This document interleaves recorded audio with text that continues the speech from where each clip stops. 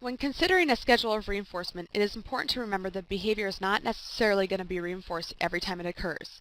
So a reinforcement schedule is guidelines or rules stating which occurrence of a behavior, if any, will be reinforced.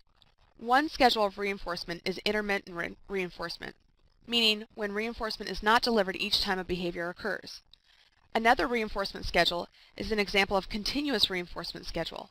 That is, when every instance of a behavior is reinforced. An example of this is turning on a water faucet. Every time you turn the handle, the water will come out. When teaching a new behavior, often teachers use continuous reinforcement in the beginning stages of learning, or the acquisition stage, and then eventually fade back the use of reinforcement to an intermittent schedule.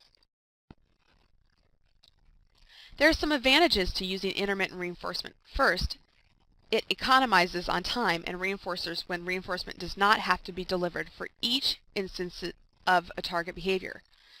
Second, the use of intermittent reinforcement helps to maintain a target behavior. Third, the use of intermittent reinforcement helps reduce the chance the student will become satiated due to fewer instances the reinforcer needs to be delivered. This slide provides an overview of all types of reinforcement schedules. The important thing here is to note the definitions for particular words. Continuous means every time. Ratio means a certain number is required.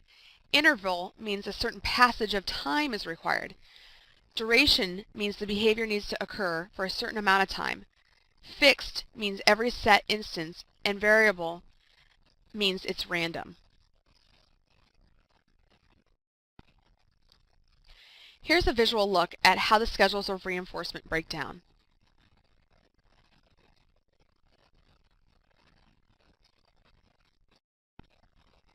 A fixed ratio schedule of reinforcement is when a fixed number of responses is required before reinforcement is delivered. For example, if you have a fixed ratio 4 schedule, which when written looks like FR4, reinforcement would only be delivered after every fourth occurrence of the behavior.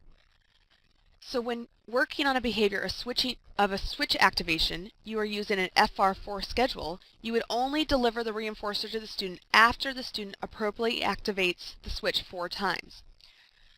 You continue doing this after every fourth time. Remember, the fixed means every set time. So if you say you're going to use a fixed ratio 3 schedule, FR3, you will reinforce after every third time the behavior occurs. This type of schedule usually produces rapid rates of responding with short post-reinforcement pauses, meaning the student does not respond for a period of time following reinforcement. Also, the length of the pause is directly proportional to the number of responses required. So a large ratio requirement produces long pauses and small ratio produces short pauses. A fixed interval schedule of reinforcement is when reinforcement is delivered for the first response following a set passage of time. So even if the target response occurs within the set time, it will not be reinforced.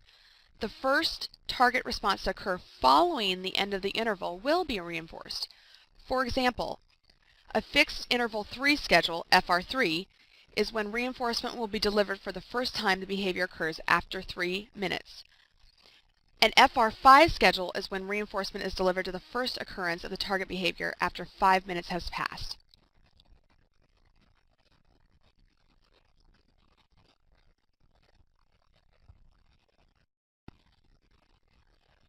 A variable schedule of reinforcement is when the behavior requirement for reinforcement varies randomly from one reinforcement to the next. Under variable schedule, there is either a variable ratio or variable interval schedule. A variable ratio means that on average, a number of occurrences of a behavior will occur before being reinforced.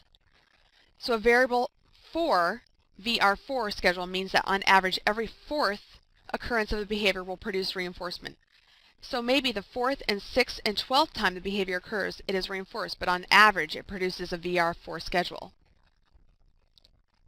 This schedule produces an overall high consistent rate of responding because the student does not know which occurrence of the behavior will be reinforced. A good example of this is playing a slot machine at a casino. A player is unable to predict which occurrence of pulling the lever on the slot machine will result in a win. A variable interval schedule is when reinforcement is delivered for the first correct response following the elapse of a variable duration of time. So a variable interval schedule of 5 minutes, a VI5, is when on average the student will be reinforced for the first occurrence of a target behavior after an average of 5 minutes occurs. So it may be after 2 minutes and then again 8 minutes, but on average it is about every 5 minutes. This type of schedule usually produces an overall low rate of responding. A final schedule of reinforcement is a duration schedule. Again, you can set it to be fixed duration or a variable duration schedule. A duration schedule requires the behavior to continue for a duration of time before reinforcement is delivered.